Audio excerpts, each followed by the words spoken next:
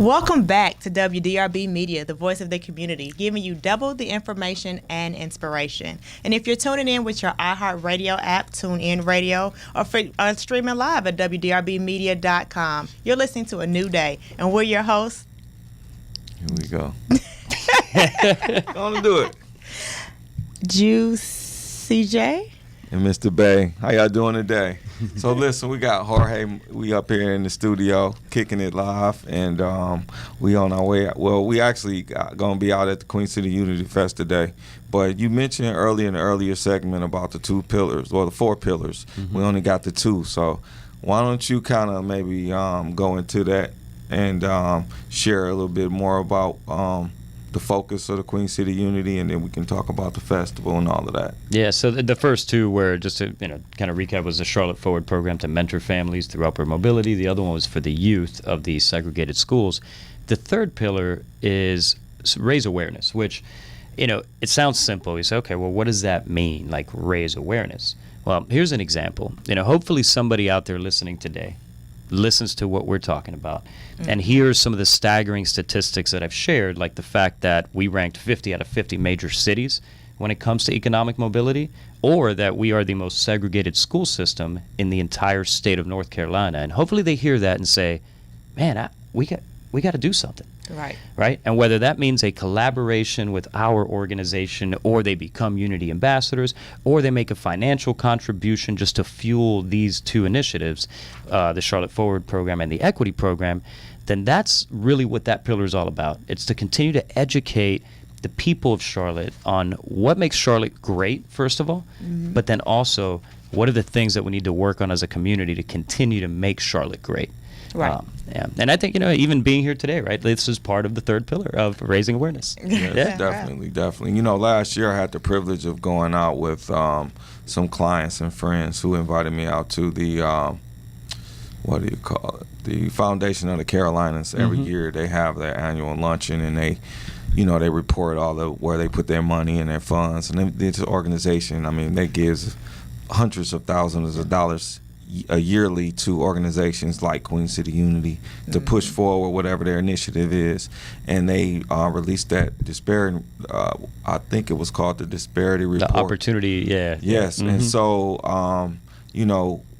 it's amazing that when you have the banking capitals right downtown in Charlotte, we got a Federal Reserve Bank right downtown in Charlotte, and yet you have people being born in communities, and statistically, they never get out of poverty. It's like generational after generational after generational after generation.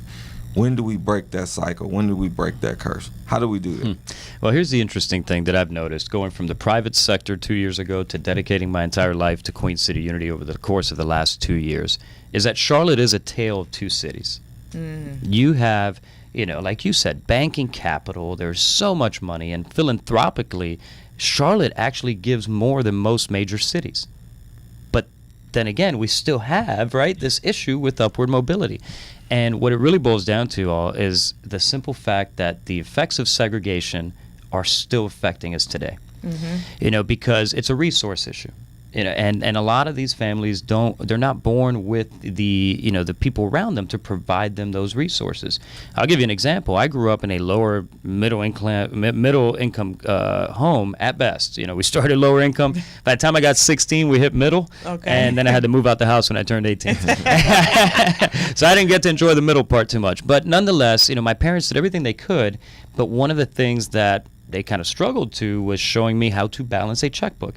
When you're living paycheck to paycheck, there ain't much to balance, right? There's not much to balance it. Right. So I think to answer your question, I think here's what it's going to take. Now, here's what I've also noticed in the last 2 years. A lot of major grantors and funders tend to fund organizations that have been around for a very long time, or people that they know that are close to their circle. That's not grassroots. And if we're going to truly make an impact, then some of these organizations that donate so much money, in the billions of dollars, they need to donate that money to some of these grassroots organizations like Queen City Unity, right? And many others that are out there, and invest in the people that are planted on the ground. Because when you're far removed, your heart could be in the right place, but if you're giving money to people that are just as far removed as you are, then you don't have that connection to the people. Absolutely. Right. And until we do that, I don't think that we progress as a community, and that's something that Queen City Unity fights for every single day. We're in the ears of a lot of these major organizations. Some listen, some don't, but we won't stop until we continue to make an impact. Yeah, Yeah. definitely. I think that's definitely key. But I think it starts grassroots too, because we there are a lot of resources that we have that are misdirected within our community, and it's just a matter, I think, of educating. And that was one of the points that was being brought up. Early education for children, giving them that, for one, reading, those skills, you know what I mean, and learn how to balance a checkbook.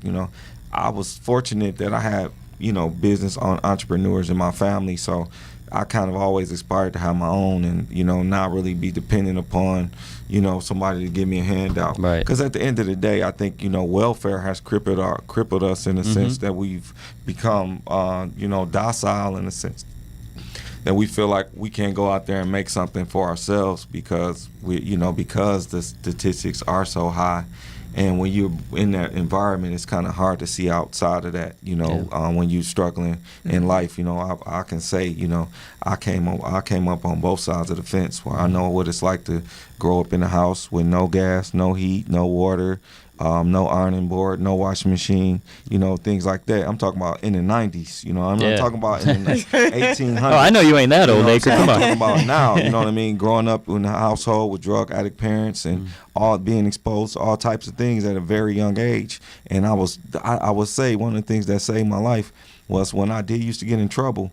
I used to I got put out one time, and I went to a program called SAC, the Student Adjustment Center, and they would make you do your homework. It was cold lunches, no talking. It was like jail, but they would make you do stuff like, let me do 1,000 definitions from A to Z, or do me 10 book reports on 10 different subjects.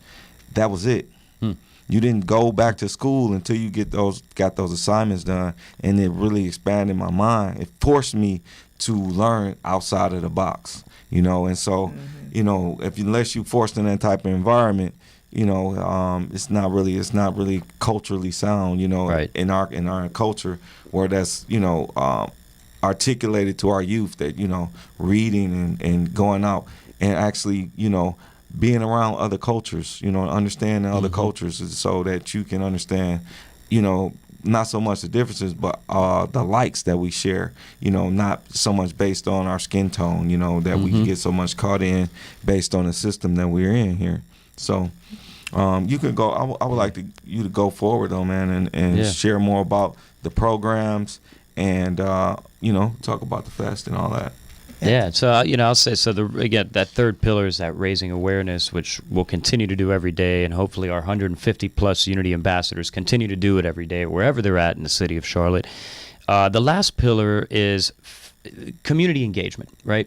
And within that bucket, you have small events. Like the meet and greets that we do, the conferences. We just finished up, about a month and a half ago. We did our quarterly Unity Ambassador Conference where we get together, talk about our progress, and talk about the things that didn't work so we could figure out how to make them work in the future. But the signature event is the Charlotte Unite Festival, which is going on right now over at Noda Brewing Company. Yes. And it's a multicultural, I can't wait to get out there. It's a multicultural celebration of our diversity here in Charlotte. And some people would venture to say, well, what do you plan to accomplish with a festival? What does that do? Well, I'll tell you a quick story that happened last year. So we had, over 2,000 people that came, and this year we expect between 3,000 to 4,000. Two of those people, one of them I knew, was a gentleman that was around 30 years old, and he's gay. And then there's another gentleman who is over 60 years old. I didn't know him, but I met him that day. Well, they're talking, and as they're talking, one of the performers gets down, and a member of the LGBTQ community goes up to talk about, just LGBTQ and, their rights, and just to really kind of talk about their needs at the moment as a community. Well, the older gentleman looks at this at the 30-year-old guy who's gay and says, "Oh man, I hate gay people." Wow. Yeah, and I stopped and I'm like, "Oh wow," because I knew he was gay. I guess the older man did not know. Well, he turns around and says, "Hey man, I'm gay," and he's like, the older gentleman's like, "No, you're not. Get out of here." He's like, Wow. "No, I'm gay. I'm telling you." And he's like, "Oh man," the guy just starts crying, the older guy. Wow. And long story short, the conversation ends with the older gentleman still in tears. They hug, and he says, "Man, like, I'm sorry. This is the way I was raised to." I wasn't exposed to people that were gay or anybody who identifies as LGBTQ. And after being here and seeing all the different races and sexual orientations and just the type of people that are here, I've come to the realization that we're all human. And that's the concept of the festival. So the festival is going on right now. We've got hip hop, Latino salsa, African drums. We've got everything, Indian music, and it's at a brewing company. Let's not forget the fact that it's at a brewing company. And it's beer. And shouts out to No Doubt Brewing for this awesome beer that they got. And every time you purchase this beer, Jorge, you can give them the name. Yeah, it's called the Queen City Unity Beer, or Queen City Unity Tangerine IPA. Every time you drink one of these pints, you are donating $1, or Noda Brewing will donate $1 to Queen City Unity for our initiatives. And then also, if you're out there and you're coming to the festival, and if you're not, I encourage you, get out there right now. It's a free event, absolutely free. Right. We got Sir Purr coming for the kids, for the Carolina Panthers between 2 p.m. and 3 p.m. And, I don't know what time it is, so maybe that's past now. But nonetheless, we have a raffle, too, thanks to one of our generous sponsors, Ballantine Jewelers. We are raffling a $1,000 gift certificate to Ballantine Jewelers. So anybody out there who's been thinking about putting a ring on it, you may want to get out there, man. You may want to get out there because now you're not going to have an excuse. Right. And worst case scenario, if you win second place in the raffle, you can get lower level tickets to a Hornets game or the Charlotte Symphony. Yes. And free car washes from Auto Bell as well. But man, that's awesome. Shouts out to all the sponsors who supported the Queen City Unity, and we're going to keep growing, and keep on sowing out there. So, anything you want to say, Ms. J? Well, I think right about now we need to take a small break before we end the show. So you're listening to WDRB Media, the voice of the community, giving you double the information and inspiration. Don't go anywhere because we're going to be right back.